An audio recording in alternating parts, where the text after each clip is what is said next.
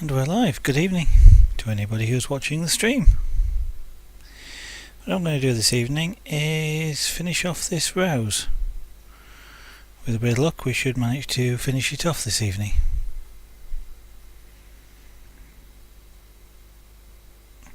So last night I managed to adjust this petal into more or less a shape that I was reasonably happy with. Maybe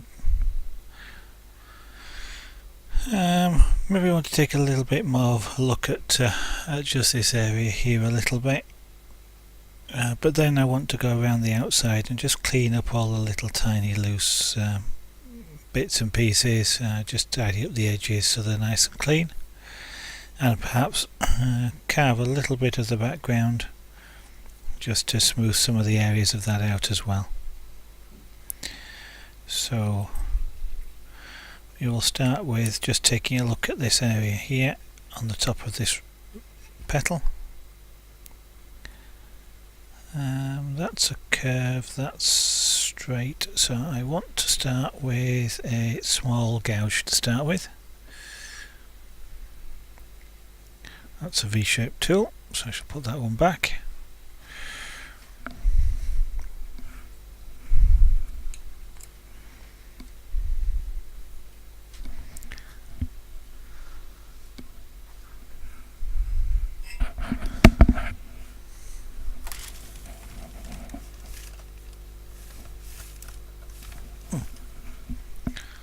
For some reason it just looks a little dark on stream tonight,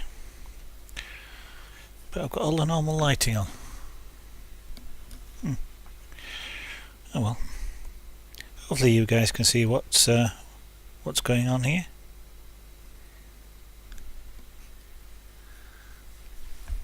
Right, so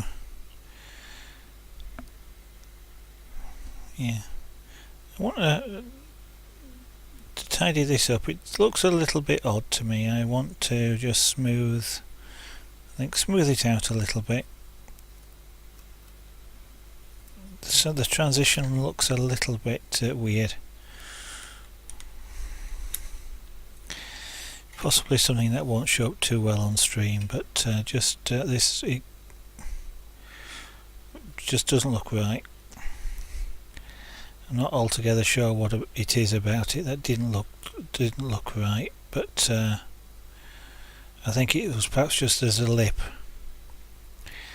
and it just didn't look like a rose would look like. So I'm just going to create, when you look at the reference image, this sort of curves away fairly smoothly, so that's what I'm just going to try and do, is just take the lip off that I had there.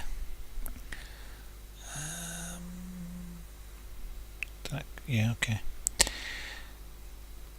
and just see if I can just create a smooth transition as it disappears down towards the body of the rose itself.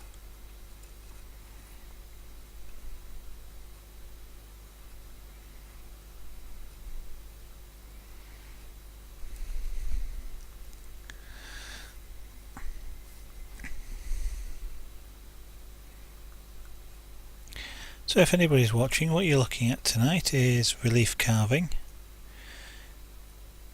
I'm carving a rose out of a piece of ash floral wallboard using just purely hand tools and hand operated tools, so I'm not even using a mallet or anything like that, which on these smaller pieces is relatively easy to do. If it was a large piece, then perhaps I should be better off using larger tools with a mallet. But for these smaller pieces, this is a lot easier to deal with. Okay, now everything is rounded and smooth, so what I'm just doing is taking the edge off of the here. It's not so much something that you'll see too easily, but if you run your fingers over it you can feel it, and I don't want a rough edge.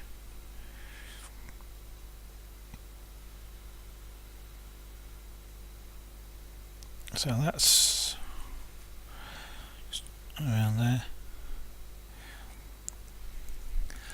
And this sort of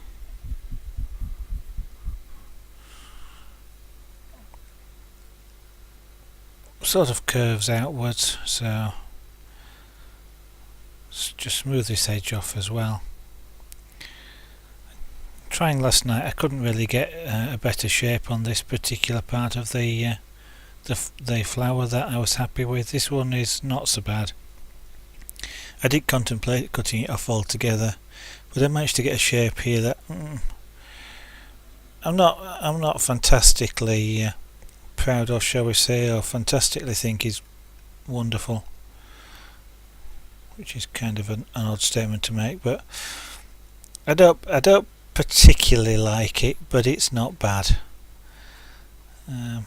Just my skill at not being able to represent it better, but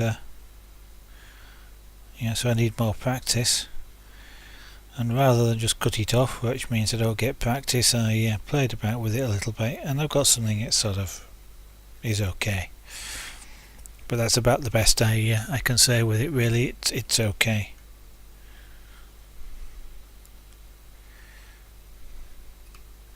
I'm happy enough with it to leave it anyway, let's put it that way. I would much prefer it to be better, but maybe when I can do things better I'll be able to do it.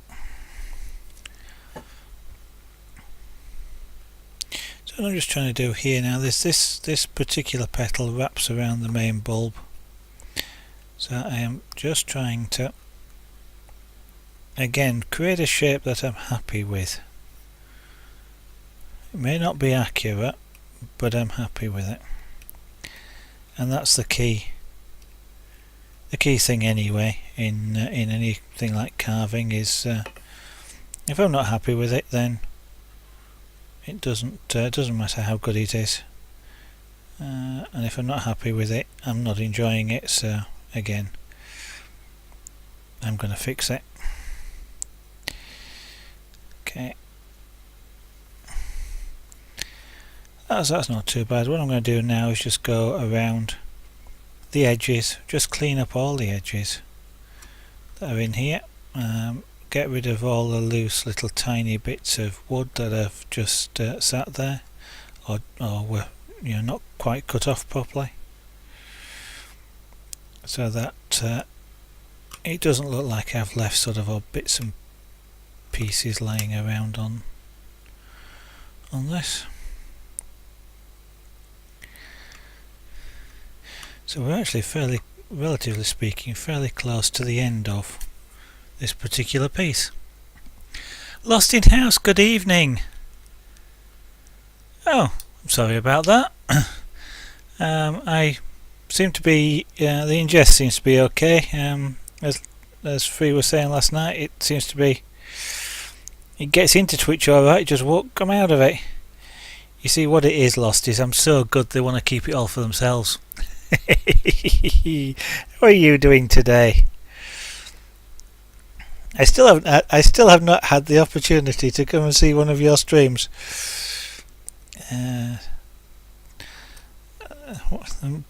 During the day I'm at work, but whilst I generally do have a stream on of some kind, I haven't had a chance for the past well, apart from the fact it was weekend, of course, but I haven't really had a chance during the week.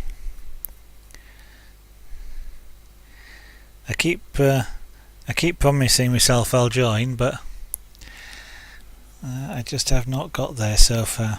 So last night I finished this curve of the petal. It's a weird way it curves around. I'm not 100% happy with it, but it's good enough. So I kind of intend to leave it. I could otherwise just cut it off, and it probably wouldn't make any difference to the actual shape of the flower. It might unbalance the feel a little bit because of this big wide open area here.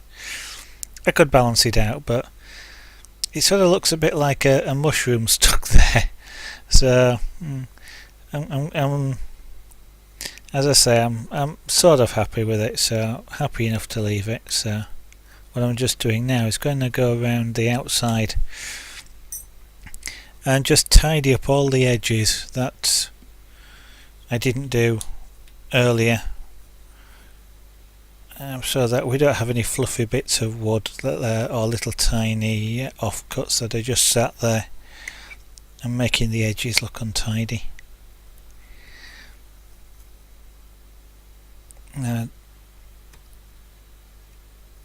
So what we'll get is a very crisp outline when I've finished, and then that way it'll stand out a little bit better.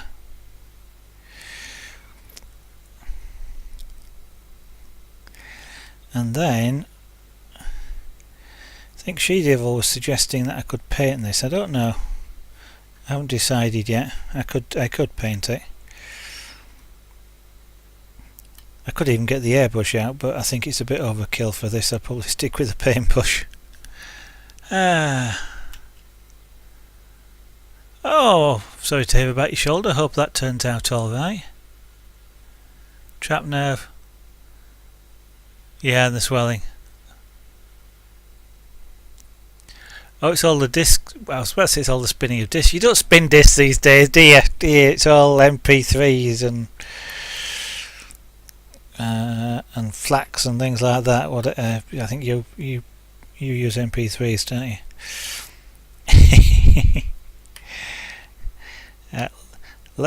So it must be all the dancing that you're doing.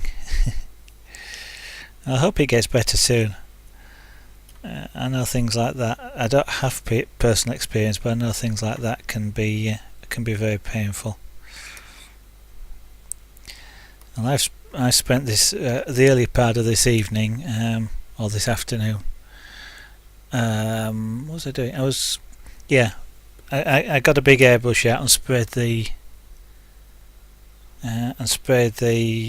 our fence. So painted our fence, but did it using not exactly an airbrush. It was a bit big, a small spray gun. So I've my back's going, you shouldn't have bent over quite so much.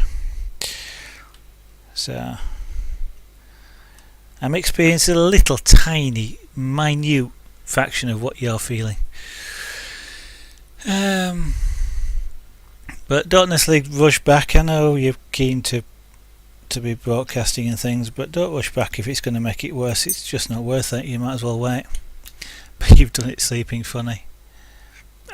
Yeah, well, you never know.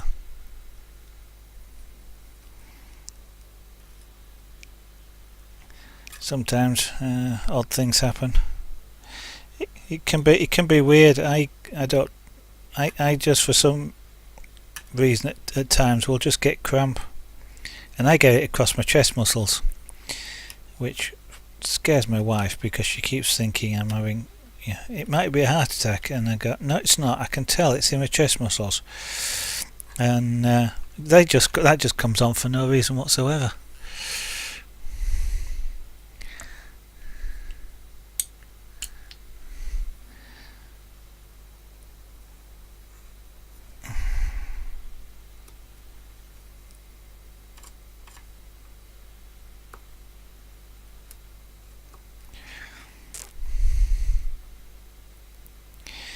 Now this probably would have looked better if I'd taken the whole of the outside down and smoothed it off, but that's just too much hard work on this particular piece of wood, so maybe on the next one.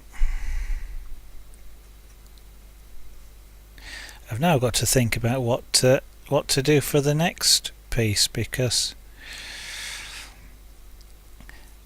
I've got all sorts of things I could do. So I could do another pyrography piece, and if so, I've got a sort of a commission to do on there, which is a pussycat. It's actually I'll say the brother of the one that I did last time, but it's they're not actually related, but they just live together. They're just friends, as the saying goes.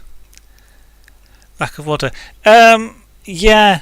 Well, possibly that, or lack of salt, maybe. Long time ago, I used to work in a garden centre. That's a long, long time ago. And that, when you work in a greenhouse, of course, in summer, it gets quite hot. And I used to take salt tablets because if I didn't, well, all of us used to take salt tablets because if you didn't, cramps was one thing that you got quite a lot of, and also headaches. But I drink quite a lot. I mean, I've got a pint glass of water here, which I will drink in, either during or just after the stream, and I generally have at least, well, I'll generally, well, I was about to say I generally will drink 2 pints of coffee and at least 1 pint of tea, but to some extent people class those as not water. It's still fluid, but yeah. So I was trying to think of what to do next. I could do, as I say, the pyrography. I don't really want to do another carving immediately. So I could do the pyrography, or I could do the scraper art again, or I could either do some punchcraft as well, either a small one or a great big rug. So I could do that, or I could even do some latch hook rugs. Just, that's quite a boring thing to do on stream, I think. Mind you, there again, carving's not that interesting to watch, I don't think. Or yes, I could do the pyrography. I haven't quite decided. I could end up doing a separate craft every night or something like that. Yeah, the diuretics, I agree, but if you realise, if you work out how it works, diuretics do, of course, take water out of your bloodstream, but it has to get in there in the first place. So you sort of absorb it, then you get rid of it. But yes, I understand that, and yeah, probably they probably do. But the interesting thing is, I get migraine headache. Oh well, I don't get them so much these days, especially because I take medication. But I get migraine headaches, and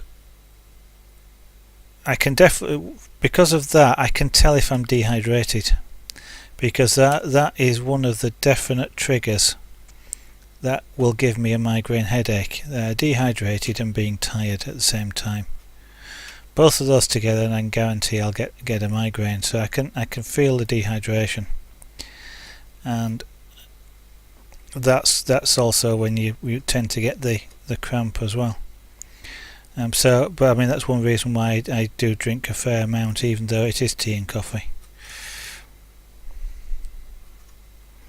It's really weird as well, because a lot of people find that coffee especially is a trigger for a migraine. In my particular case, it actually helps get rid of them, and I can actually understand why. Yeah. Well, I take a beta blocker to stop the headaches, and generally speaking, I haven't had one for a long time. I've certainly not had a real bad migraine for a long time, which I am really pleased about, because I do not like the things. Can't imagine anybody that does, but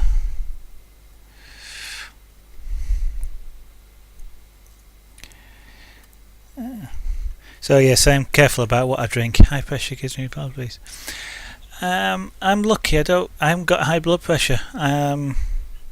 Or if you're meaning high air pressure, but I have quite low blood pressure. My heart rate's down around the 60, resting,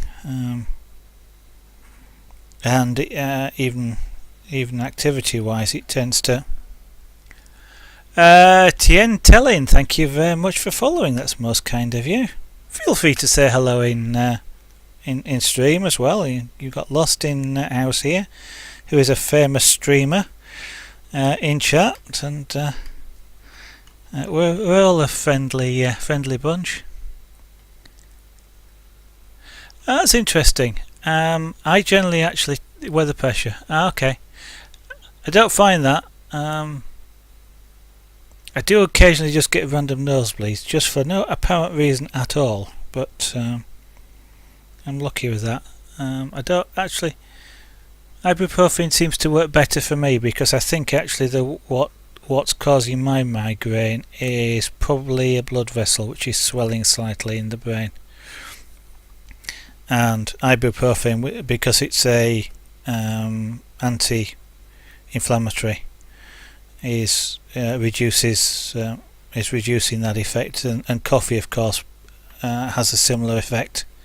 It causes the blood vessels to contract, so that's why I think coffee helps me rather than triggers it. But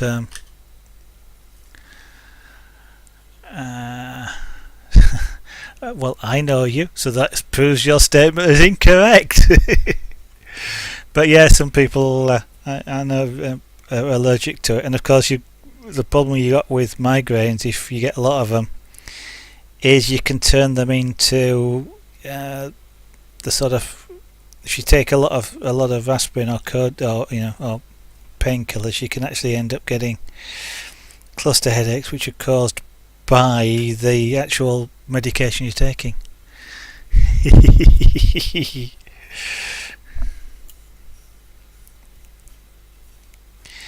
Okay. For anybody else that's on stream, what you're looking at is relief. It's called relief carving. Maybe it's a relief after all this medical talk of headaches and things like that. And what I'm trying to represent here is a rose. It's been carved into a piece of ash, which is the wood. Just happened to be it's either a piece of floorboard or a piece of wallboard, I'm not quite sure which, but just a random piece that I happen to have. So it's not been done for any particular purpose, and so it's sort of like a practice piece, and it's been quite challenging because this wood it's nice wood, but it's quite challenging to carve just because it's quite a hard wood, and that has presented its own interesting problems to deal with. So what I'm just doing now is just going right around the outside of everything, just cleaning up the outside edges, because as I was carving them, rough carving them to start with, I didn't really do that. I've just left them with like little bits of wood hanging off, and just little bits of the wood sort of creates like a hair type. It breaks into little tiny strings that are sort of stuck, and it makes the edge look actually fuzzy and out of focus, which actually makes the carving look a little bit untidy. So I'm just going round and removing all of those, and then once I've done that, I'll make a decision as to what I do next on this particular piece. Yeah, no, I used to do that a long time ago, but and I actually used to end up sleeping under my desk at work occasionally when it got really bad. But I kind of found when I used to get, before I used to take the preventative medication that I now take, I used to take an early, it's not a Usimio. What a name. Good evening, thank you very much for following, that's very kind of you. Hope you're enjoying what you're seeing. I used to take it's not quite a preventer, but it was kind of an early stage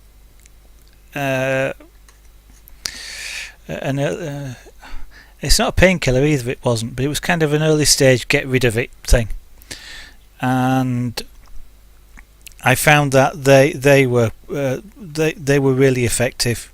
So when I felt like I was getting one, and I sort of, as you do, you learn the feelings that are associated with it. I'd take one of those, and I didn't have to sleep it off then, because what I actually found was I would find it quite difficult with a migraine to actually lay down because of the pressure on my head. It would actually hurt, so I kind of preferred to get to the stage where I didn't get one, and taking that sort of early stage reliever. 90% of the time it went away, and just for me these days, I understand people who don't want to take medication, but as you know, lost a migraine is an extremely painful thing. If you get the headache style, and occasionally I'll get the other styles where I don't have any headache but I'll feel sick, or I'll just get a visual disturbance. But I hate that pain, so I'd much rather take some medicine than try and sleep it off afterwards. There you are. You see, I told you we were a friendly bunch. You've even got lost there. This famous streamer who streams some excellent music over in the music section. So I suggest you at least follow her and check her out for when she next does a stream. I will have to take that on trust though, because unfortunately I've not actually had the chance to listen to it for myself.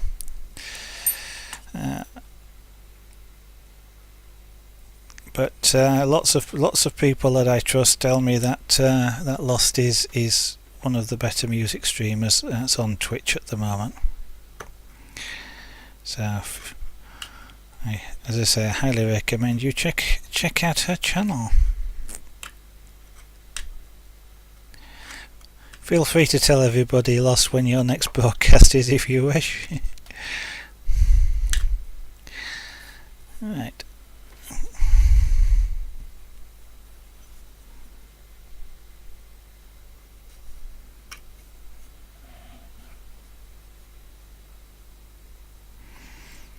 Okay, I'm just going around cleaning up the outside edges of all these petals and leaves.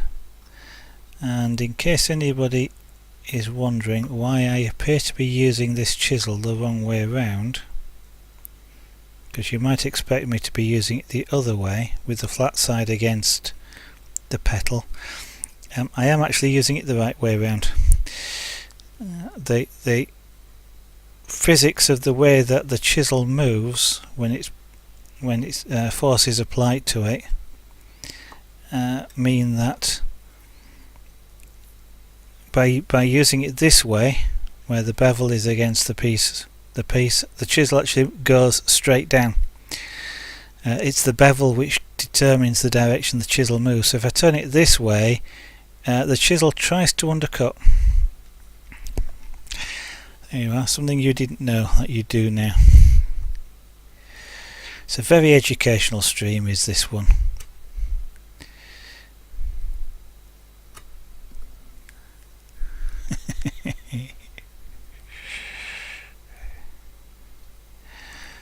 So again, welcome the two new followers there. If you feel like answering in chat, do you do any art yourselves? What sort of thing do you like watching on Twitch in the creative section, or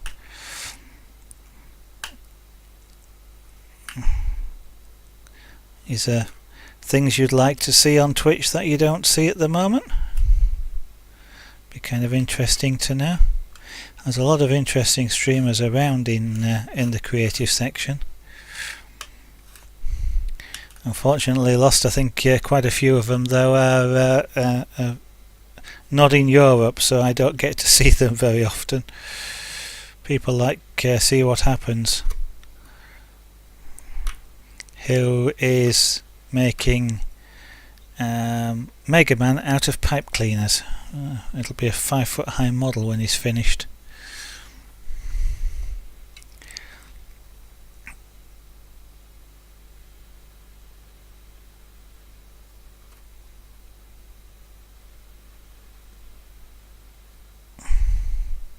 Oh yes, I want it to reduce the height of this stalk a little bit.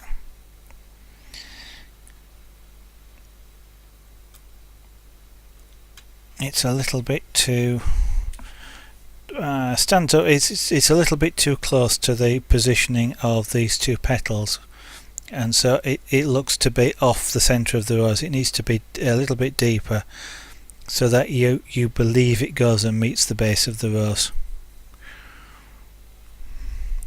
So I will, in just a moment, reduce the height of that a little bit. I'm just trying to get rid of some of the little strings of wood that are just in this corner here.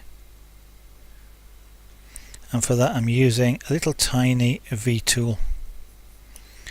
It's called a V tool because it's shaped like a V.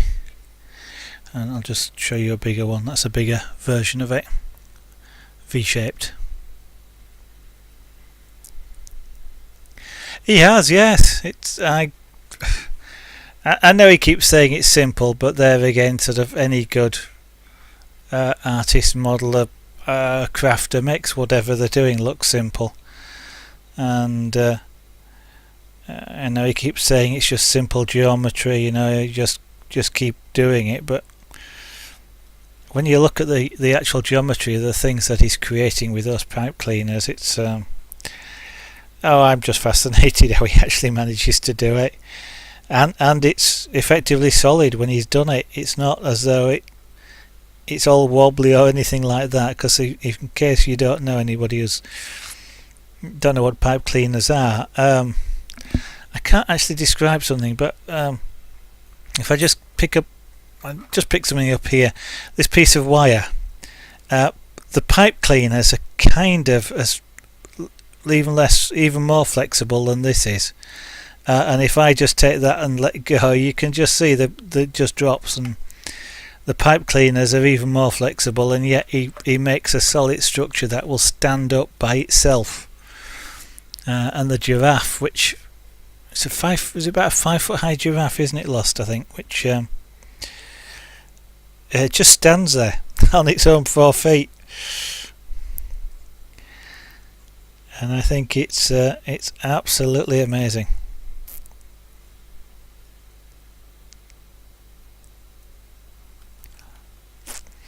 Although I must admit, I haven't been inspired to try them myself.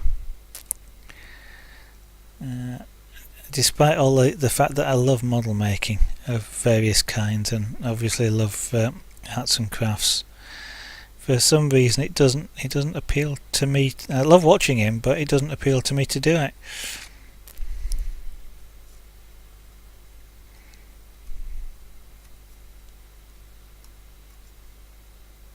The one thing that I've seen on Twitch a fair bit that kind of does trigger my urge to try it is, and that's 6 foot, is it, the giraffe? Yeah, is perler. You know, those beads which get iron to join them together. I'm kind of not interested in sort of the cartoon or 8-bit characters that people do with them, though. I'm kind of more interested in, I don't know, taking a picture of this rose that I'm trying to carve here, and actually do that in it, you know, a fairly substantial size, I guess, and try and get something that at least resembles it in perler, or take something like a countryside scene, you know, the typical cottage in the windy road with trees down the side of the path, and reproduce that in perler as well. But there again, I know where my urge to do that comes from. For many years. Good evening, 3D bloke. Just okay, no problem. There's another excellent streamer for anybody who's watching, 3D Bloke, who is an airbrush artist, doing some amazing work at the moment in black and white, or white and less white. Although I guess if you're going to be doing your anime tonight, you're actually into the different colours again now. I tell you what I've been doing today, free. I got to play with a big boy's airbrush, or a medium-sized boy's airbrush.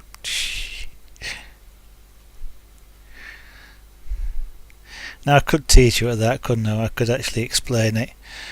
I actually got a cheap touch-up gun that I was using on the fence and painting the fence.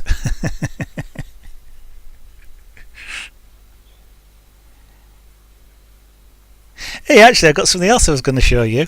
It's I'd forgotten. I literally had forgotten I got it until I was looking for my the touch-up gun this afternoon. But I got this a while ago because I intended to do my own clearing and I never got round to it. But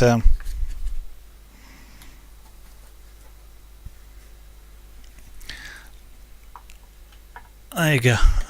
That's an Eclipse G6. Now that'd do your big canvases quite well, wouldn't it?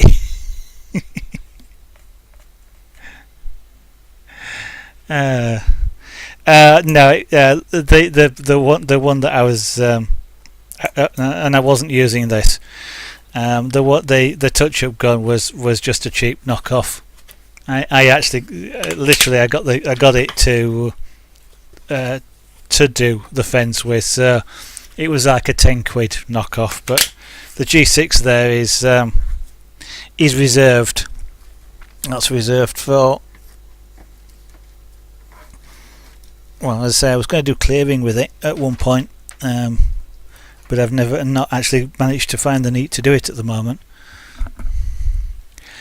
I hadn't thought of that, but yeah, it would. It's emulsion paint, at least, should go on a wall quite well with something like that. The only problem I found with the touch-up gun, it's a touch-up gun. It's got a small cup, relatively speaking. I mean, it's half a pint, but when you're blasting that stuff onto a fence, it disappears really quickly. Spent more time filling it up than I did actually spraying the thing most of the time. Tell you what though, it makes actually doing something like painting a fence, which you wouldn't ordinarily would not really be that interested in doing, I guess. Then that's all one colour type fence, not nice fancy painting on it. But it kind of makes it more enjoyable. Yeah, that's kind of what I was thinking of. I wish I'd had it when I did my computer case, because the computer case is all its base colour is all blue, and a full-size tower case. They're not small, and I did that with actually did it with the Iwata, the Eclipse, because I didn't have anything else to do it with, and something like the G6 there would have made light work of it. And I'm kind of thinking that if I do any big pieces, I can use it for the background. Yeah. Not sure though whether your compressor will. Actually, yes, your compressor will keep up with it. The Iwata compressor I have will keep up with it, providing I don't use the fan. If I just use it as a spray, the Iwata I've got here will keep up, so yours will definitely keep up with that.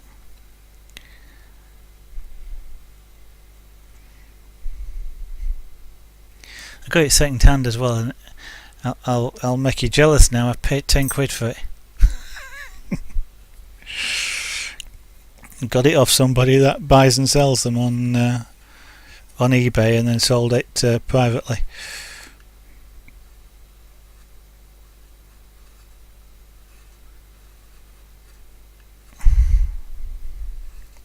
got to have something to make you jealous with, haven't you? I mean, you've got the velocities, you've got the nice compressor, and I've got to find something to make you jealous of.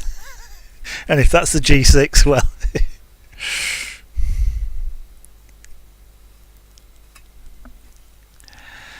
Ah dear.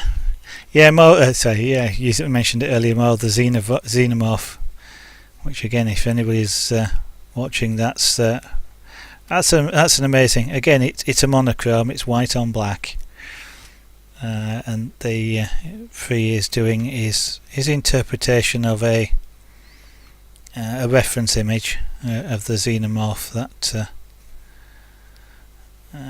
is turning out to be quite well.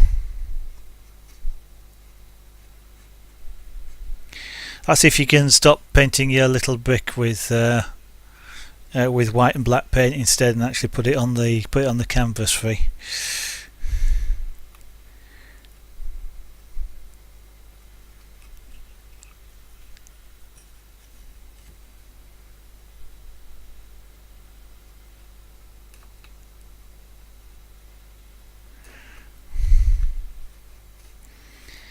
Okay, just shaving down this stalk a little bit. I want it to be a little bit lower, so that it actually looks more like it does actually go to the base of the flower.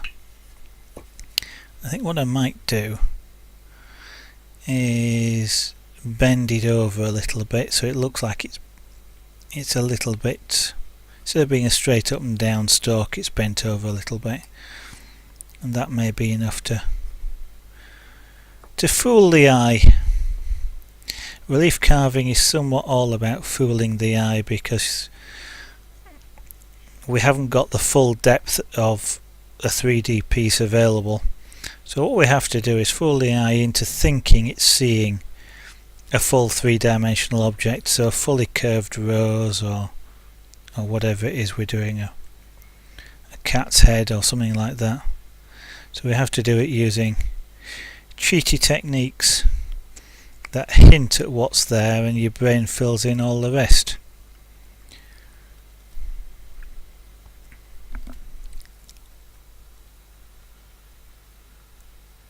Yeah, I keep thinking I'm going to have to get one of the big ones, if only to do the fence, so I don't have to keep filling the thing up. But the problem is the big guns use a prodigious amount of air. These days they're all high volume, low pressure jobs, and they use litres of air. I think it's got something to do with the precision as well, hasn't it? For the smaller ones, the precision has to be so much. On a 0.15 millimeter nozzle, the precision over sort of the 2 or 3 millimeter nozzles that are used in the big guns is there's just no comparison.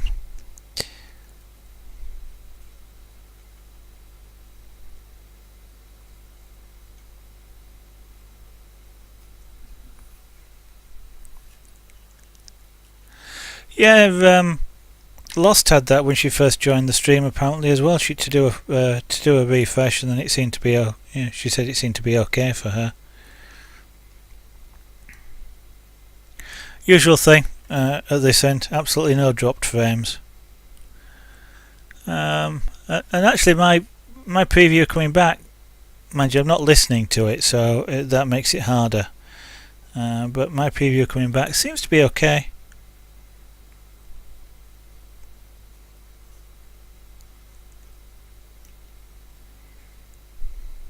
I don't think there's any tournaments or anything on at the moment, is there? That's gonna cause a problem. It's just the output servers in the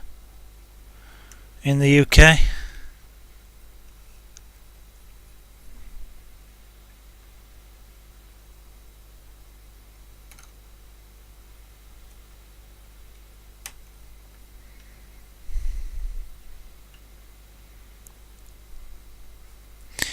About now that I'm shaving this down that I feel like I could get really impatient and just go, you know what, bang.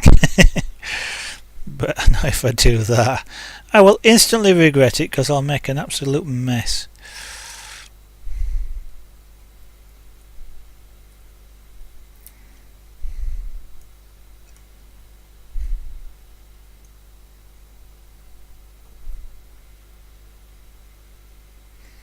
Oh, by the way, Fee, on your stream last night, I like your screen layout with that frame. That looks quite nice.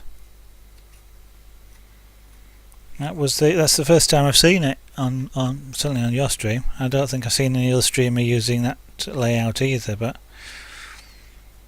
I thought that actually looks quite good. I'm not going to nick it, but I might think about doing something similar.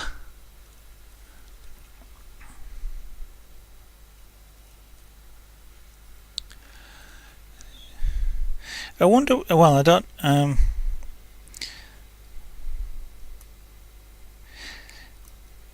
Yeah, I was just trying to think then, because I don't think. I was just trying to think how the Twitch infrastructure works. I'm not actually sure they've ever told us, but I can't see the inbound ingest server being the one that serves everything to serves all the outgoing streams from the UK. So maybe there's something going on between whatever's serving the outgoing streams and the ingest server. Something about the infrastructure in whatever serves London or Europe, because these days you can't necessarily believe when they sort of say a London ingest server. Well, it could be anywhere. I've set it at 1600, I think. At the moment it looks like it's averaging somewhere between 145 and 175 kilobits per second. I kind of copied you in that respect, because your quality seemed okay, and it's a 720 by, what is it, 1920 by 720. Well, it's a 720p anyway. I could stream faster, but as far as I understand it, then a lot of the mobiles and tablets and things wouldn't necessarily be able to read the stream, read a higher quality stream, since I'm not good enough yet to get a transcoder.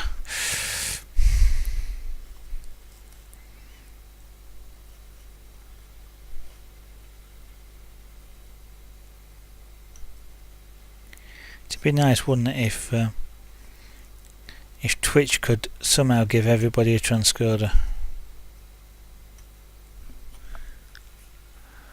Yeah, well, I'm not. I'm not dropping any frames at all. Usual, story, but.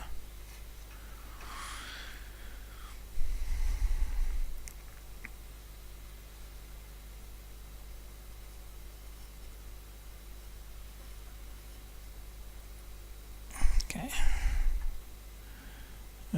So I've got do I want to take that down a little bit more? Let's have a go, just a little bit. It's starting to look a little bit more believable from my end here now that this particular stalk goes underneath. In fact, what I might do, let me take the background down around it a little bit more. I think that might assist, because then I can drop the height of this even more. So, Gantech, good evening and welcome to the stream. Thank you, and welcome back, Lost. 1280, yeah, I keep forgetting. 1280 720, was it 1920 by 10 something or other? I can remember it every time except from when I want to say it.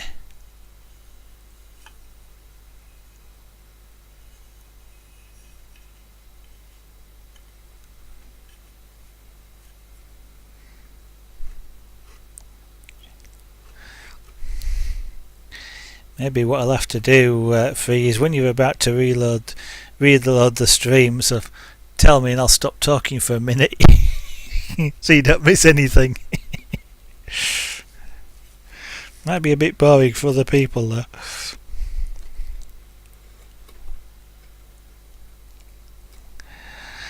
And how are you today, Gantek?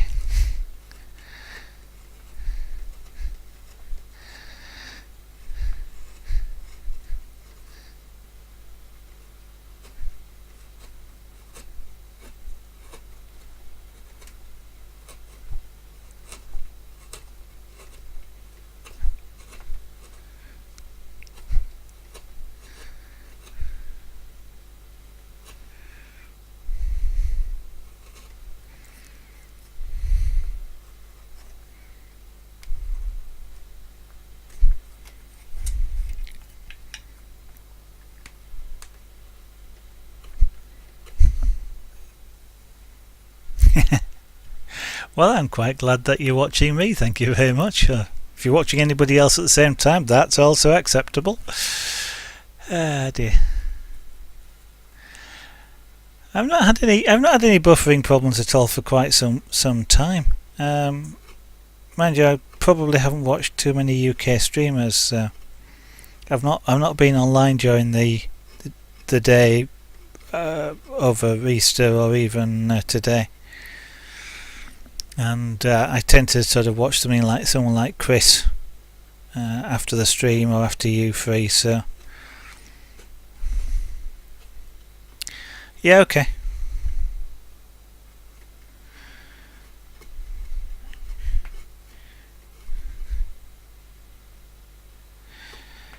The only problem with reloading the stream is you get the adverts every time, don't you? It's not as if I was getting any money out of it either. Yeah, I tend to do that, Gantek, but I'll tend to only have one with the sound on. I can follow 2 or 3 conversations at once. I developed that in work when monitoring broadcasts, television broadcasts. Sometimes you be listening to 2 or 3 things at the same time. I can even I'm a bit out of practice, but I can even deal with sort of the delays that you get sometimes if you watch like a stream back. I can manage with that, but I usually find it easier just to watch, to listen to one, but watch quite a few of them. Although I must admit, it's over Easter. It seems to have been.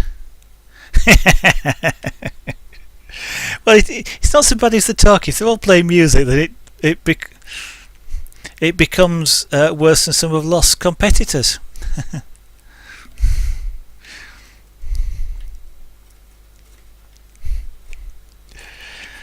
See if she responds to that one. But yeah, I've over this weekend though, when I've had the chance to go on, it seems to be really quiet. Just creative. There's been a fair number of the digital artists on, but I've not really seen many of the physical artists. Not until you get to about 1 o'clock in the or midnight GMT, and then there's some of the sculptors are around then.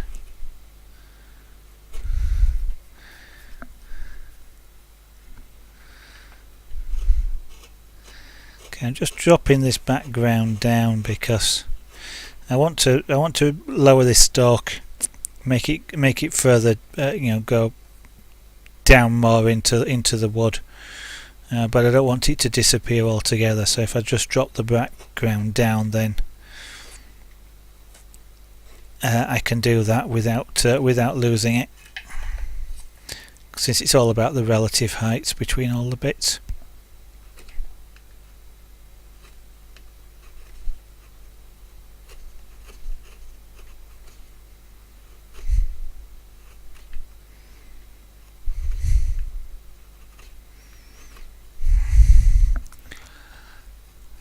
Okay,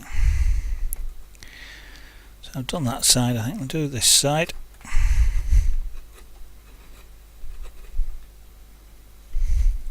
Keep my fingers out of the way because it's taking a bit of effort to do this. The background was the hardest part with this particular piece, cutting out all this depth of wood here. It's quite takes quite a bit of effort, even with sharp tools.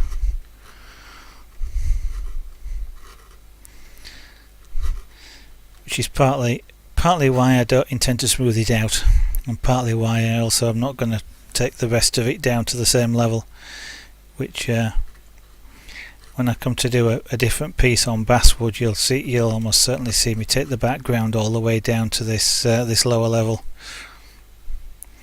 It does tend to help the piece stand out on a flat plate like this, if you take these edges all the way down.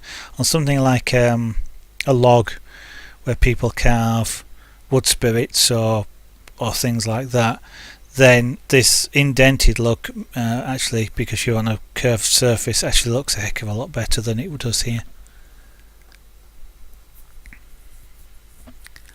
Okay, they would probably be the same sort of idea. There'll be relief carved stuff, Gantech.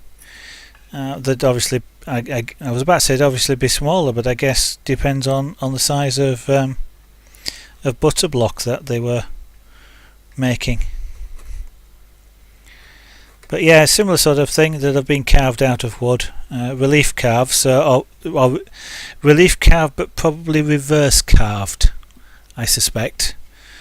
So that instead of because if you were to use this on a block of butter, of course, what you get is the rows here would be indented, and I suspect what they'd really want is it the other way, so they'd actually reverse carve this where the block of wood would be sort of flat, but the rows would be cut in, so just like a mirror image of this, so that when you actually press it onto the butter, you'll get the rows standing out from it. Now that is an interesting skill to reverse carve. It is. Well, I was about to say it's more difficult to do than straight carving like this, but I should qualify and say it would be harder for me to do. I am sure that the people that do it find it very easy to do, and could probably say the same thing about normal relief carving.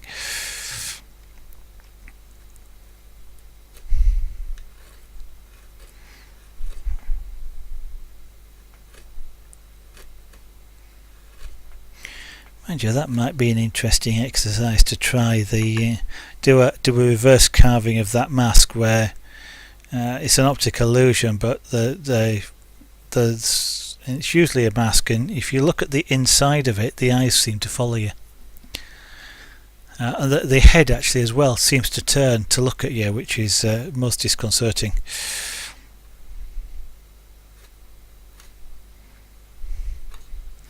Okay, I've dropped that down a bit there now, so I'm going to now shave. Actually, first thing I'm going to do is I'm going to go down the sides and straighten those up, clean them up, because I didn't do that the first time round, and I've still got to go around quite a bit of this rows and clean up these corners. So if I do it now, then this is one less bit to do.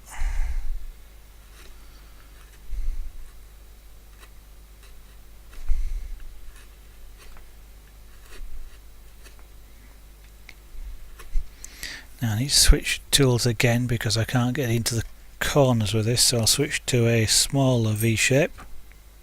That's a gouge. Okay, welcome back anyway. I hope it lasts. Can't have people watching me having to disappear every few minutes to restart a stream. Now if I was partnered, I might not be so bothered because I get a bit more revenue every time you got that advert again. No, it would bother me, but I think sometimes it's worth making a joke of odd things like that. I don't like watching the adverts.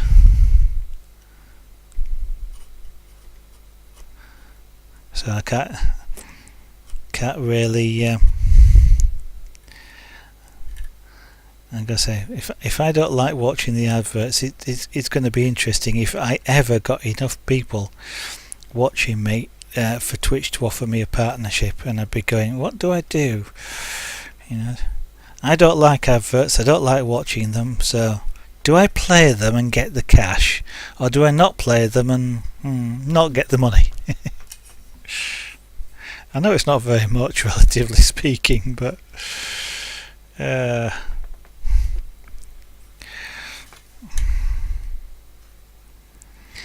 interesting dilemma. Maybe one of these days I'll actually have to answer that dilemma. You know, in 20 or 30 years.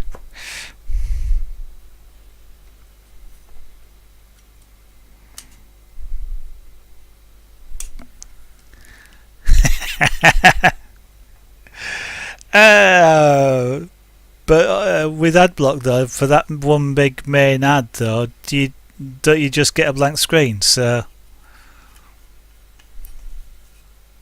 because I thought Twitch actually injected it into the video stream as opposed to it being separately loaded. But I guess your suggestion there is that it's actually and I suppose it is, isn't it? Because it's a playlist that's playing, and they're playing little tiny sections. So yeah, could be like that. I always thought they injected it into the actual video stream, so you couldn't avoid it.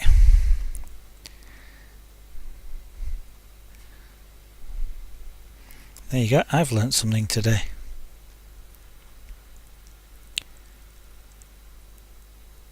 Yeah, no.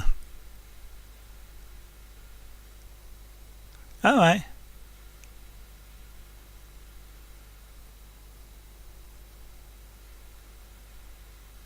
Okay, and obviously not.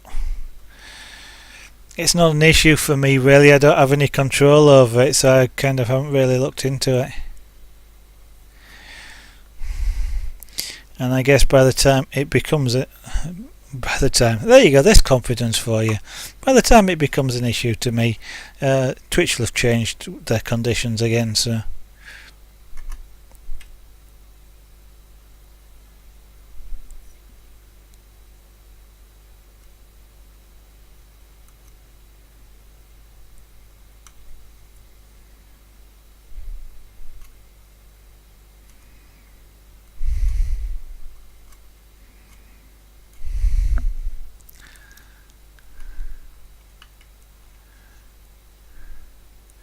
Oh yeah, the YouTube ones annoy me anyway.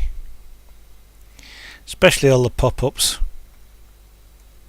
I could do something about it, but with something like AdBlock, but I kind of can't be bothered. But yeah, the pre-roll ones are the most annoying. But it's a bit of a dilemma really in some cases. I mean, if you've got a streamer or you've got a YouTuber who is it's they're making the videos for a living, and you like watching their videos, then it's kind of an awkward decision, isn't it? Do you if you block all the ads so that they don't play and they don't get paid, then ultimately they have to go back to a different job instead of producing the videos, and you lose out. So I'm a bit ambivalent either way as to blocking them or not blocking them.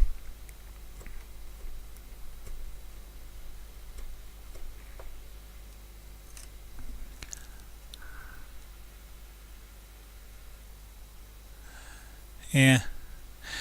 Yeah, I've seen that happen. Quite a few people doing that free.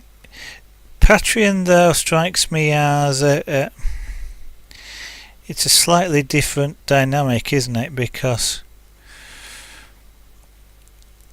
the the patron kind of expects something for their money, and that's not just you carrying on doing what you're doing. It's Patreon itself seems to suggest that there should be some reward. Now, and it's kind of you've got to start and think, okay, if I'm going to do that, what would I offer as a reward? And I mean, you're quite easily able to sort of say a small canvas, I guess, of some kind, but you've got to pay for that canvas. And you don't want to be offering it to everybody all the time, every month or something like that. So you start doing lotteries or or things like that. It just seems quite complicated in a way at the moment for for a creative streamer. I mean, some of the people that I see watching it are the using it are the Minecraft people using Patreon. So they're they're offering things like a live chat with them as the famous person, I guess, help with coding or something like that. Get to play on a server with them, and it's kind of like if I'm famous for airbrushing, playing on a server with me is kind of so what.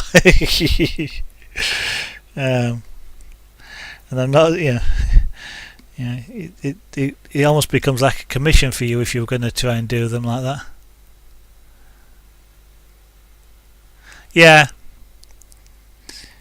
Yeah, play let the ones that you watch play, and the others that you're just hopping around and are really interested in to block those. And it's a reasonable sort of thing, is that?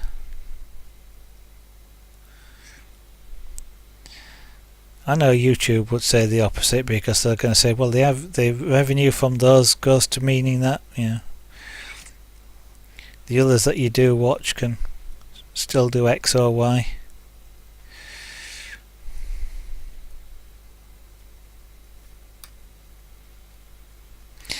What I find interesting is sometimes you can see why you get the adverts, because it's something that you've looked at.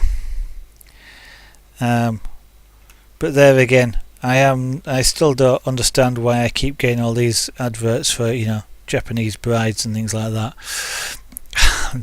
I can't understand that one. But then they are so random like that at times, and you think, where the hell did that come from? Why on earth would somebody click on a link like that in YouTube anyway? Danish guy study one up. Yeah, I noticed that, and yeah.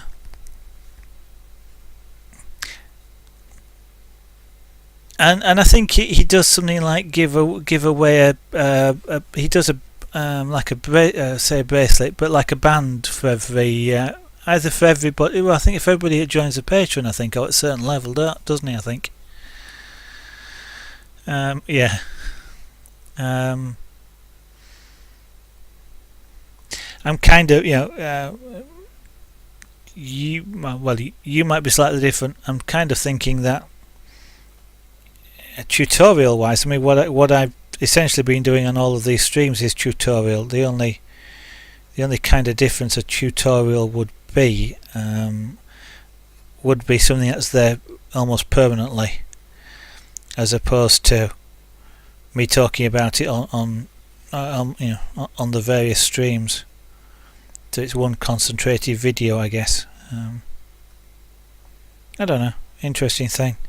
I think you have to have a certain level of following anyway before something like that becomes effective, because as an me as an unknown streamer, why on earth would somebody want to become a patron? But yeah. Yeah, I gather it is for a certain amount, but I thought it was kind of like relatively, I'll make this up because I have no idea, but like a $5 patron, which is the impression I got was it's his first level of patron, and then you've got the other targets as well. But I could be completely wrong. I didn't actually look.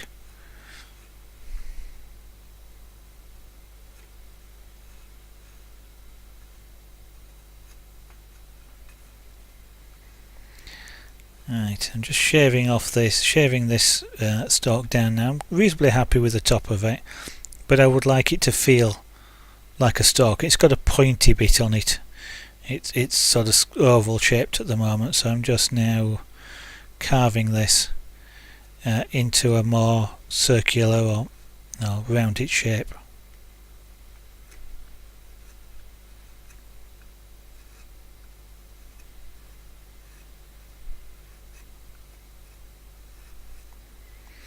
That's something Danish doesn't really do a lot on his stream, does he? He doesn't tell you why he's doing something, really. He answers questions and explains it, but you don't really get a commentary on leatherwork. Maybe that's the trick. Free, don't give it away for free.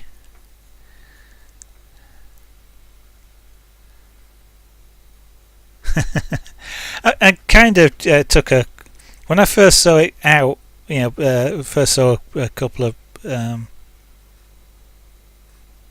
people using Patreon. I took a look at it and thought, oh, that's interesting. And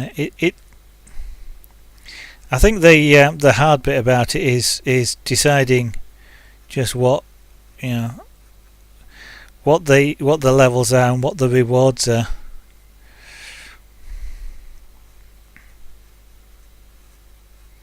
I can certainly understand streamers wanting to use it because, of course, there's less of a cut taken by the service itself. It's not like subscribers on Twitch, where I think it's 50%, isn't it, that Twitch take, I think. And Patreon is probably only in the order of a few percent, I think. So here you are, all you guys who are watching me now. We're talking about trying to get money out of you, you see. Oh dear. I am kind of only joking there. I think a lot of streamers would love to be able to do it full time because they're streaming what they love doing, and I love carving and pyrography and things like that, but we all have to pay bills, so ultimately that's what the people who want to do it full time are after is some way to get money. But I don't mind. If it never happens, that's all right with me. It's got me doing a heck of a lot more art than I ever used to do, and that's the best thing streaming has done for me.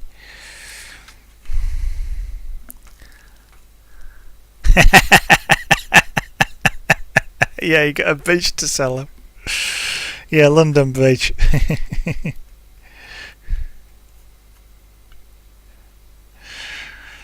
That London Bridge, the one that everybody thinks has got those big towers on it. Those big fancy towers that opens in the middle.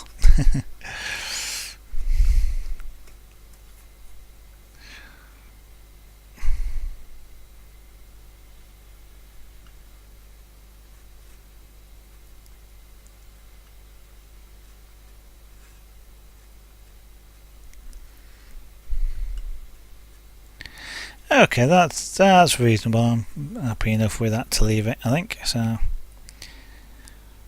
I shall now go back onto just cleaning up now, because I dropped the edge on both, dropped the background on both of these. The edges of these petals are now rounded at the bottom, and I want to at least square them off.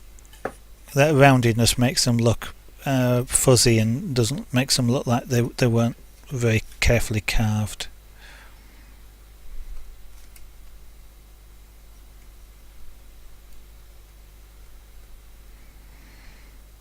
Which is the reason why I'm just going around and cleaning things up. What I may do on these two particular petals is undercut this edge slightly as well,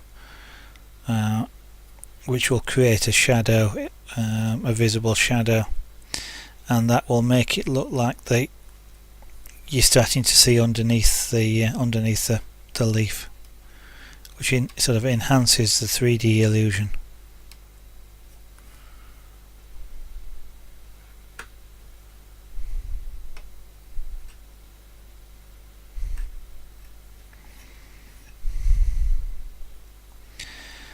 Been thinking about, well, this piece is almost finished now, at least the carving part of it. It's been suggested that I paint it, and I'm too lazy to get airbrushes out, and it's a bit too fiddly to do with an airbrush, so it would be painted using brushes. Nothing wrong with that, of course, just a different technique. So I haven't decided yet whether I actually want to paint it. It'd be a fairly simplistic paint as well. Wouldn't be a fully, shaded thousands of colours type of idea. It would just be sort of a nice, fairly simple red and green. Maybe a little bit darker red in the creases, just to add a little bit of interest. Or I might just leave it as it is, which is unfinished from the point of view of painting or any form of colouring.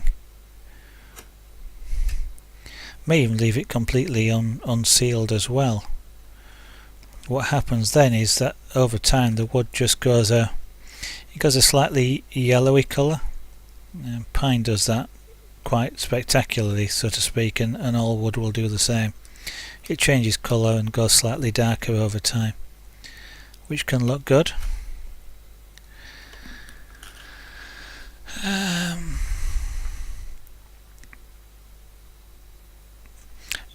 Yeah, I can take that. Might well be sooner rather than later, and there's a couple of new competitors to Twitch. I was looking at one the other day,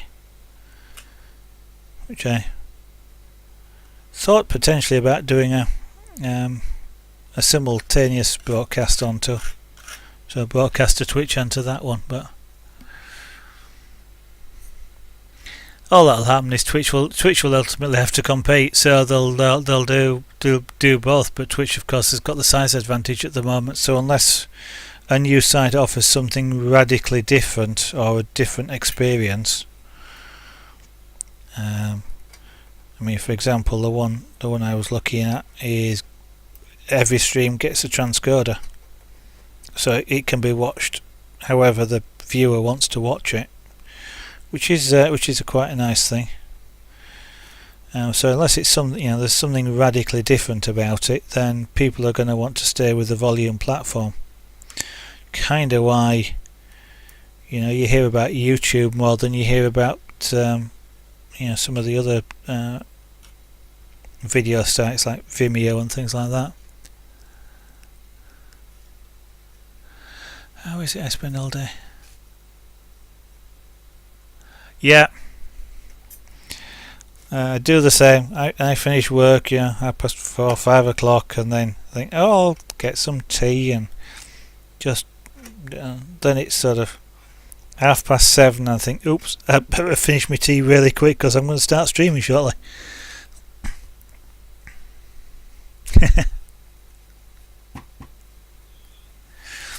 There's a lot of people there's a lot of streamers I watch went to Hitbox, and have come back though at the moment. So obviously they can go again, but they sort of come back because a lot of them went when Twitch increased the stream delay.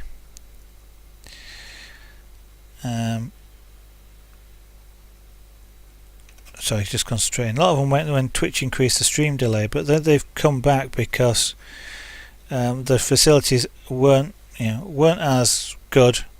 I mean, you've got a lot of nice, the bots and the pop-ups and things like that for Twitch, which just aren't necessarily available for things like Hitbox.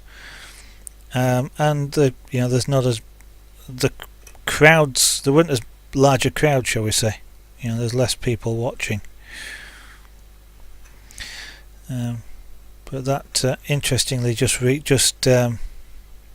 reminded me, of course, the Beam, which was the other one I was looking at. They're talking about stream delays in the order of a couple of seconds, something like that. Okay, maybe it's one that's worth looking at, because Hitbox was more of a generalist platform, or seemed to be. At the time, obviously, Twitch was gaming. That was it, and nothing else shall ever touch our ingest servers. Hitbox seemed to be more generalist, and I could find a few creative streams on there, but nothing that I particularly found fascinating enough to watch, mainly because a lot of them were silent. And I don't like silent streams. Well, not very often anyway. Daft in it, I don't like silent streams, but I'll watch a stream and mute it while I watch another one at the same time. There must be some logic in that somewhere. Yeah, Beam, it's in the order of about a couple of seconds, isn't it? Or even less that they're trying for. It's sort of a skill. I suppose it depends on how busy a chat is, and like me at the moment, I'm concentrating on using a really sharp chisel. And ASAP Stripper, good evening, nice to see you.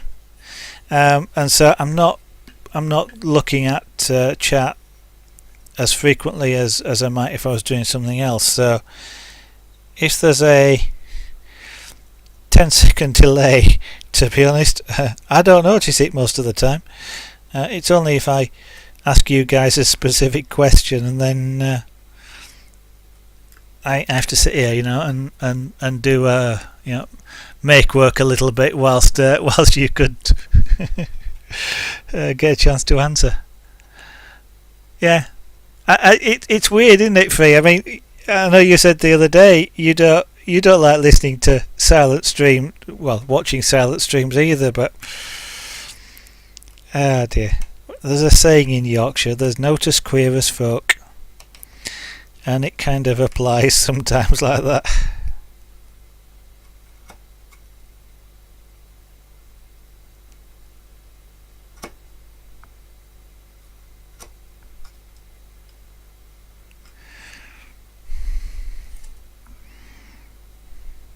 So how are you, ASAP Stripper? And why are you calling me a leg end?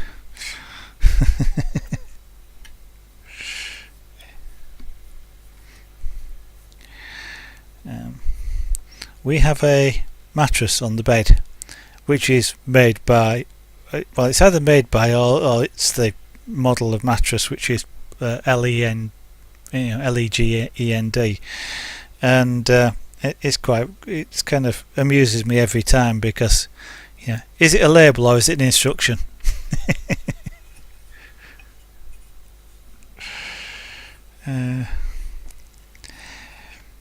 Yeah, but I have more permission than you do, Free. I mean, it's my home county, so you're supposed to talk all weird and slang and stuff like that, aren't you?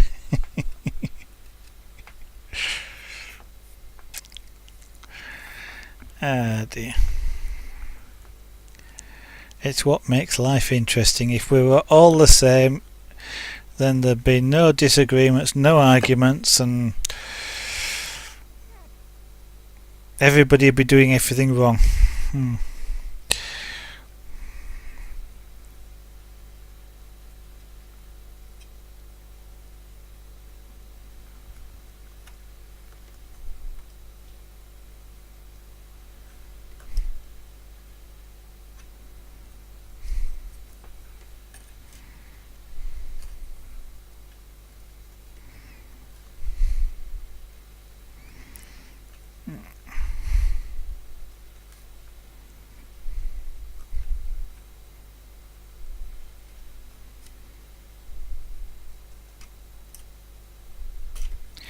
You know, I've gone almost the whole stream without sharpening a tool.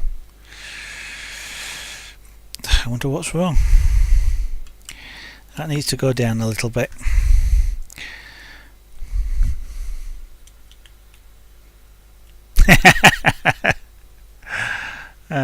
Dear.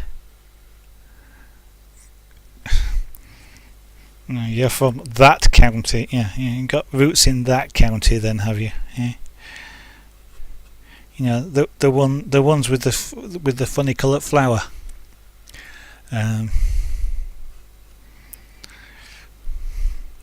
You know, it's not the proper white, is it? You know, it's a funny colour. Maybe somebody left it out. You know, washed it with a pair of socks or something. I am just joking, folks. It's those that may not know, it's kind of an in-joke, almost an in-joke between the Yorkshire and the Yorkshire people and the Lancashire people. In the past, it literally got called the War of the Roses. It really was in sort of, you know, a long time ago. There literally was wars between Lancashire and Yorkshire, which is where obviously the phrase the War of the Roses came from, because the symbols of both counties are rose, red for Lancashire, white for Yorkshire, and it's kind of a running gag these days. Really, is that the rivalry doesn't really exist these days in that sort of form.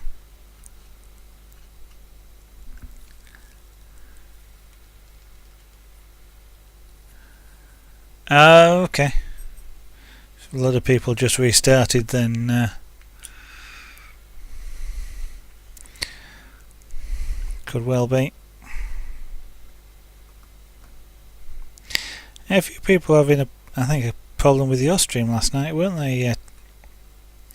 Free. I didn't experience. I did experience the audio stuttering.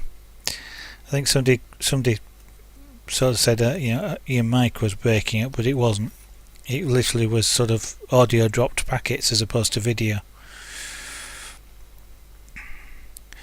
But I caught that just a couple of times, because it's got that characteristic glitch sound. Oh blimey, yeah, it does. Looks like the whole infrastructure restarted then.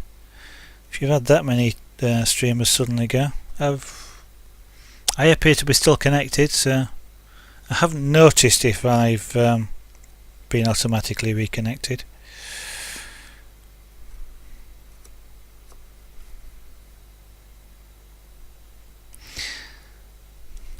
I'm even trying something else out new this evening, and that is I'm actually recording my stream myself at this end. Actually recording the broadcast. I thought if I actually manage to finish this roast tonight, that might make a decent highlight. I might even put it out on YouTube.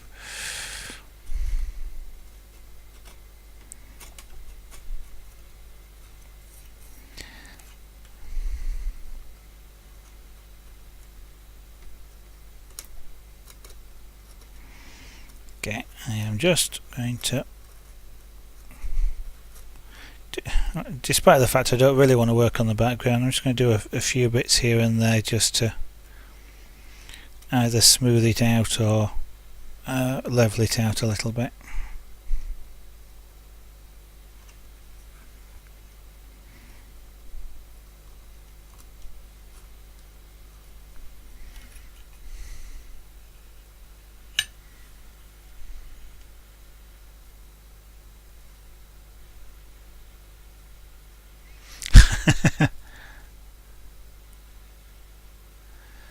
um, Unless, of course, you've got automatic gain on the mic free, I guess.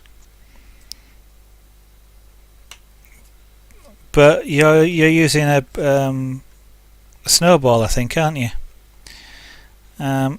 Which is relatively close to you, so I wouldn't have thought it was being overamped and clipping. And it really wasn't a clipping sound. I suppose if because you record your own stream, if you check that, you'll see whether it's at your end or not. But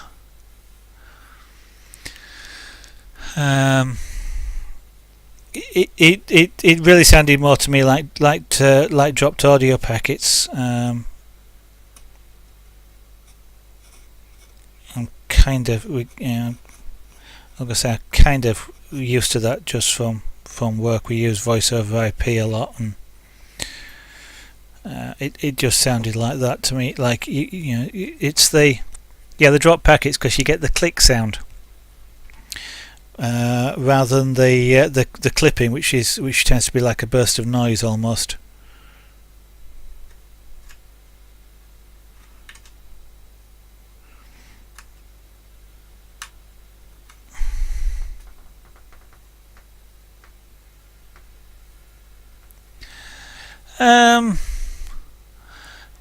Yeah, but I can't see why OBS would only do it occasionally. I guess if you were hitting clipping limits or something like that, I could understand it. But I can't see your PC being overloaded at all by OBS or the encoders. So that's kind of why it doesn't strike me as being something specifically at your end. Certainly not in the generation. But I could be wrong. I often am. So, definitely worth checking anyway.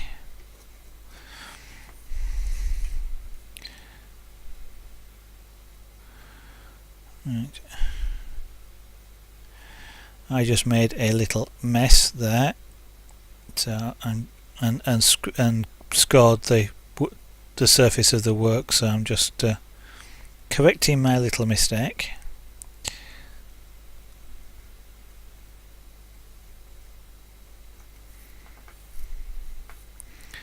Okay, now what I'm going to do for this bit around here, these bits around here, is I'm just going to scrape, I think. If I start trying to cut a vertical edge, I'm going to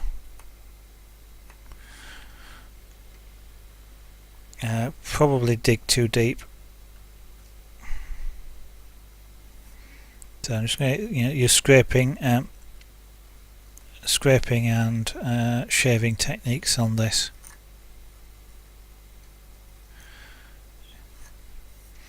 And people who, if anybody has not not come across scraping techniques before, it's generally using something like a sharp edge. You don't generally use a chisel, to be honest, but something like a steel tool. Spring steel is often used. It's used a lot by musical instrument makers, and they will actually, it'll literally be just like an edge of metal.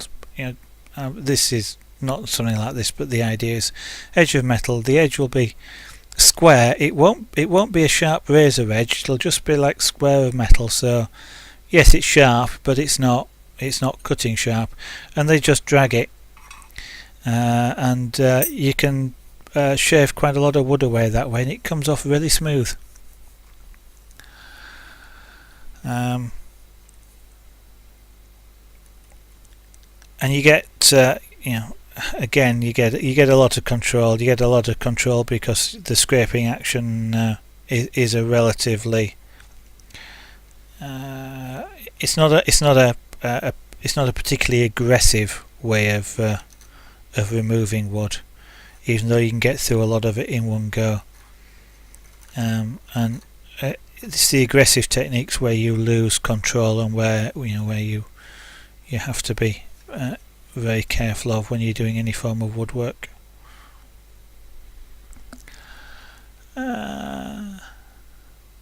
It could be.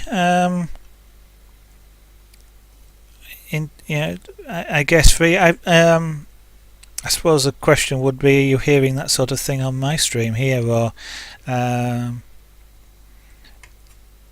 haven't heard any UK ones. I was just thinking then. I heard I was listening to Chris last night, and I didn't hear any of that on Chris's stream. But he's obviously ingesting in the US. So. Oh dear. Well, it's right. I am streaming. It just is an hour and 38 minutes late. That's why I started. I fired up the Twitter free, so that people could actually get that, because that seems to go out automatically by Twitch. Okay. Night Raids PvP. Thank you very much. Good evening. Welcome to the stream. It's wood carving. If that wasn't obvious, but it's sometimes not quite sure. People aren't quite sure what I'm doing. I'm carving this. It was carved out of what is effectively like a floorboard. You can see the edge there, which was cut off using and it's totally inappropriate tool, but it did the job. So it's either a floorboard or a wallboard. I'm not quite sure. The wood is ash, so it started off completely flat.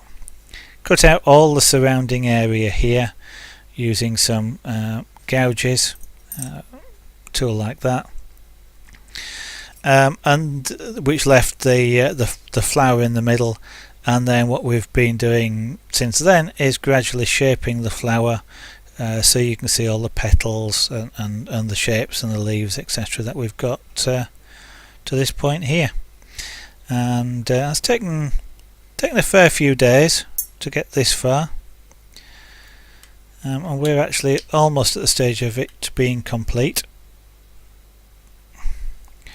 And I have just noticed, I don't know where it was, but I've got a couple of little red marks on here, which isn't blood, in case anybody's wondering. It's fence paint. And I don't know where it's come from, because I ain't got any on my hands. But never mind, it'll sand off.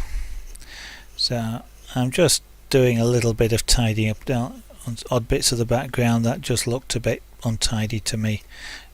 It's rough cut, and I'm going to leave it rough cut, but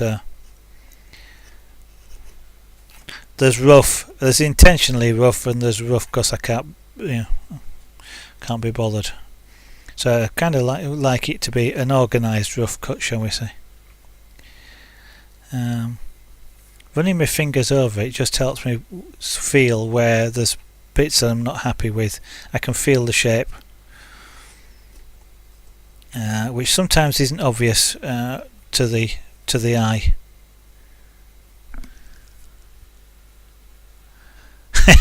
Well, yeah, you did kind of. I'm giving you all sorts of reminders on your stream, aren't I? Do I get payment as your secretary?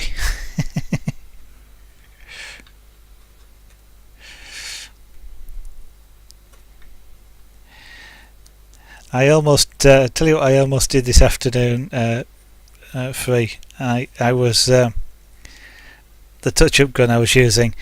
The paint wasn't filtered. It was straight out the bottle, but through a 1.5 nozzle,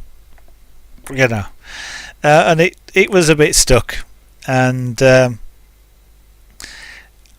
got the cap off, and the touch-up guns, they've got a cup-sized pot on the top that the paint goes in, and I started to put my finger over the nozzle to pull the gun, and I suddenly thought, hang on a minute, I'm running, because it's an HLV, high volume low pressure. Well, I can't get that out of my compressor, so I was running it at high pressure to get the volume of air.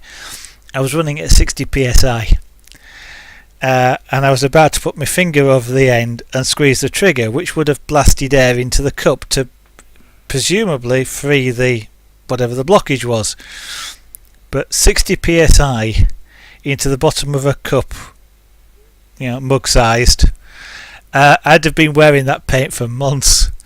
Night Raids, thank you very much for the following. I'm glad you find it enjoyable enough to want to come back. That's great. Thank you very much. I missed the that episode. I must have been away doing something, and I came back and heard about it. I've still got paint all over myself today, but that was mainly because I was trying to do it with the cap off, and occasionally I'd forget I got the cap off and jerk the gun or tilt the gun, and I got my hands covered in fence paint. Okay, there's a little bit there I want to get rid of.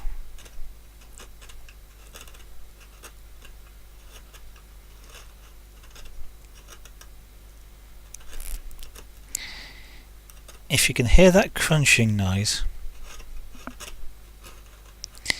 that's the sound of wood being cut with a very sharp chisel, and that sound means it's being cut as opposed to being pushed or otherwise sort of scraped out the way. It's quite a relaxing sound to hear when you do it a lot, and it's one of those nice things that is relaxing and whatever when you're doing some work. But it tells me that I'm doing things right.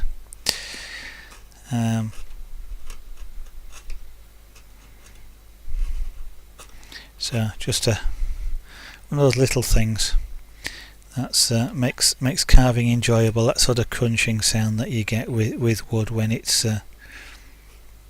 being cut. Sometimes you only get you possibly won't hear it now, but because I'm not going across grain now, I'm going with the grain, I'm getting just like a shushing noise.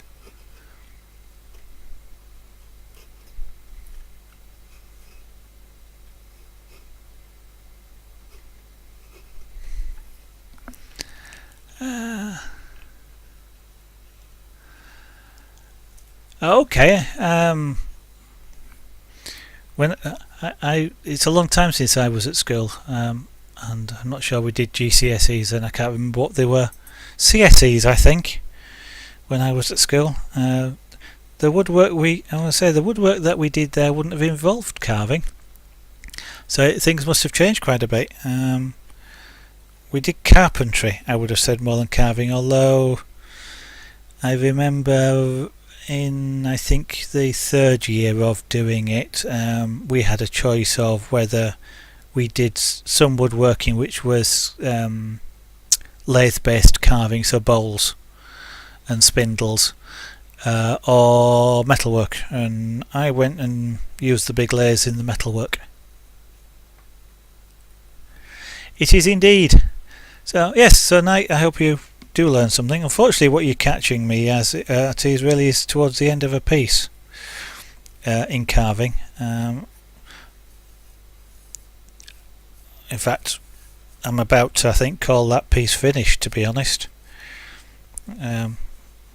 I may well just do a little bit of sanding, but I'll do that off stream, just to remove some of the darker edges that I've got in there, just so I get a nice clean face. But to all intents and purposes, I'm calling that finished, I think.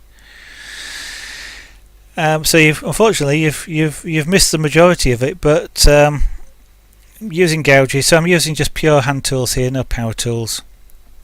We've got the main outline, which was done with some gouges, principally this one here, which is a medium gouge in terms of these tools here, to leave the outline, which I then squared up all the way around using V-tools, no, that's a gouge, V-tools like this one, which is V-shaped, and I use those because I can get into the corners, and by keeping one edge against the edge I've established, I can cut the bottom So I can cut a nice clean 90-degree angle without actually cutting into the wood I want to keep.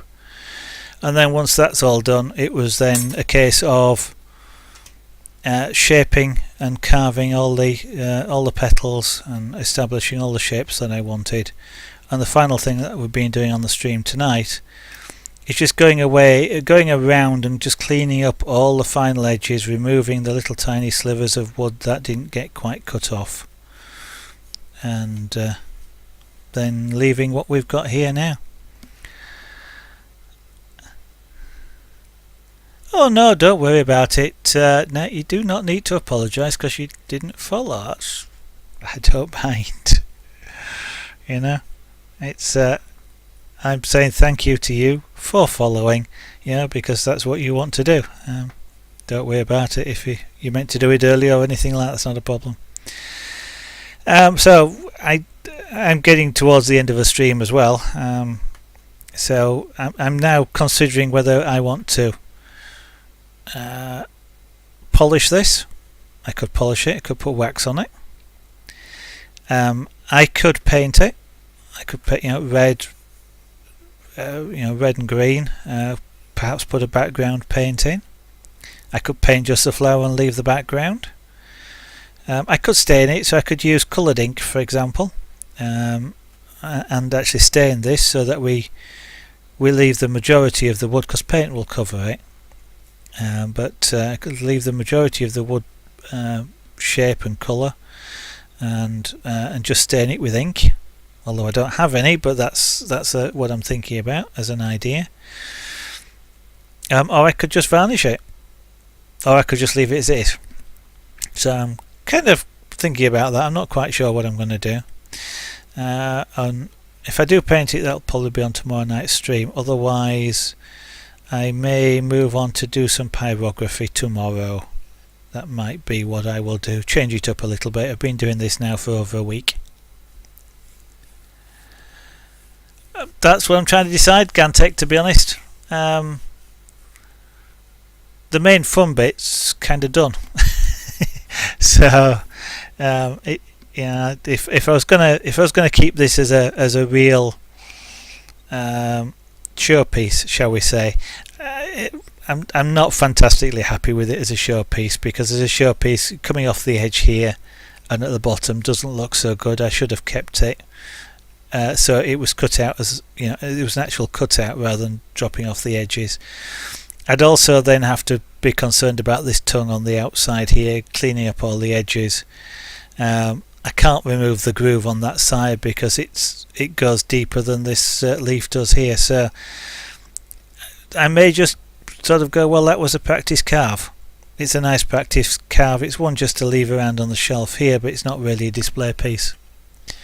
So in that respect, I may just try painting it just to see what it looks like. But not sure. We shall see. I'll think about that overnight, and say I may just put paint on it just to see what it looks like, and if it doesn't look very good, well, it was just a practice piece anyway. But then I think tomorrow we'll probably, whether I paint it or not, we'll probably move on to pyrography. I've got a piece I've been asked to do of a pussycat, so I may well do that.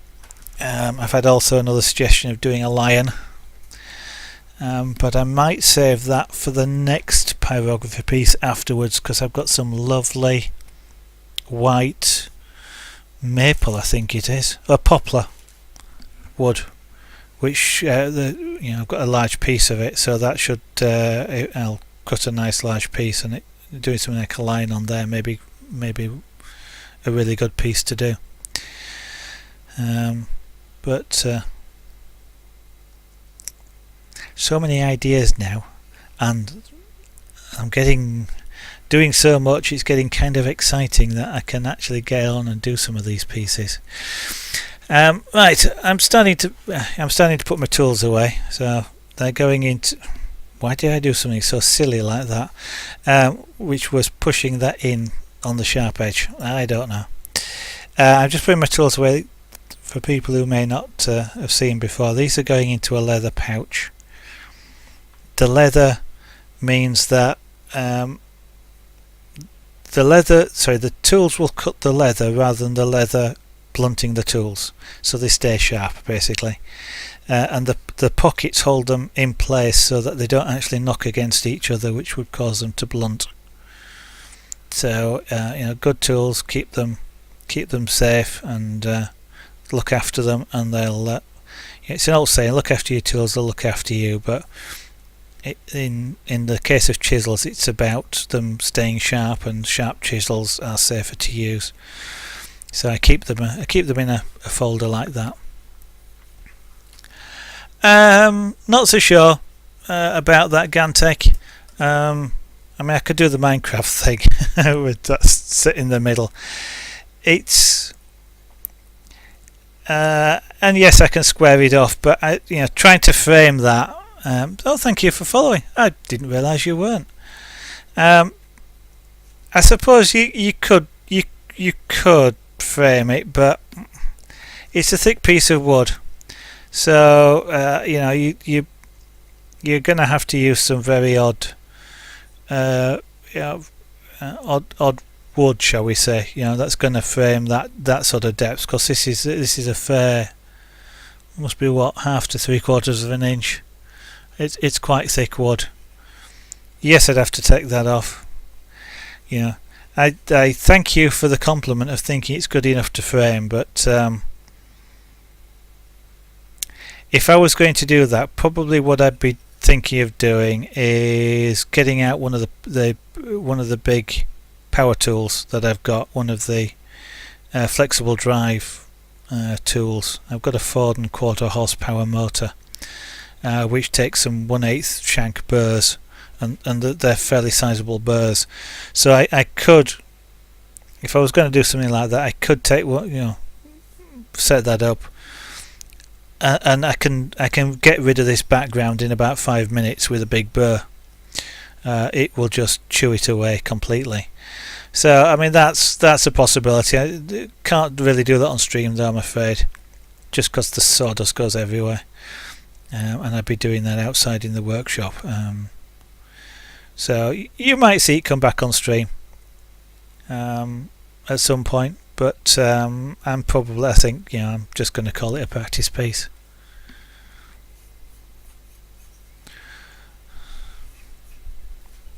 Alternatively, I don't know. I was going to say something silly there. I could sell it to somebody for 30 quid. So if you like it, Gantech, you can then frame it if you want. Dear, I'm not quite sure it's worth that much, but certainly in the time spent doing it. But whether it's of that level of quality, I don't know. But thank you, for saying things like that. So we'll see. I may paint it tomorrow, or I may just move straight on to something else. I'll probably decide that maybe even on the stream itself. So 3D bloke who has now hopped over and probably started up his own stream now. I'd recommend you guys take a look at what he's doing. He's an airbrush artist, and I understand this evening he's going to be continuing with his xenomorph. Yeah, I think I said that right. Basically the alien from the Alien films, and he's doing that as a monochrome, which is white on black image on a really sizable canvas, and it looks quite good at the moment. So he is due to start streaming about now if he hasn't gone live. You'll probably find me over there shortly as well. So if you'd like to see more of carving, pyrography, or even scraperboard, or anything else that I feel like I might introduce to the stream, if you'd like to click the follow button, and if Twitch actually notifies people on time, then it will let you know when I go live tomorrow. But that tomorrow will be approximately 2 hours before now, so it's 10 PM in the UK, which is 2200 hours or 2100 hours GMT, I went live and generally go live 2 hours ago. That's 2000 hours in the UK or 1900 GMT, 2 hours previous to this current time wherever you are in the world, and you can usually catch me on about then. But also, if you want, you can follow me on Twitter, and there's a tweet goes out when the stream goes live as well. That's about the only tweeting I do, so you're not going to get inundated if you feel like following me that way and being notified. But apart from that, thank you all very much for watching. It's been a pleasure having you all around. Hope you've enjoyed it, and we'll come back and see some more. Good night, everybody.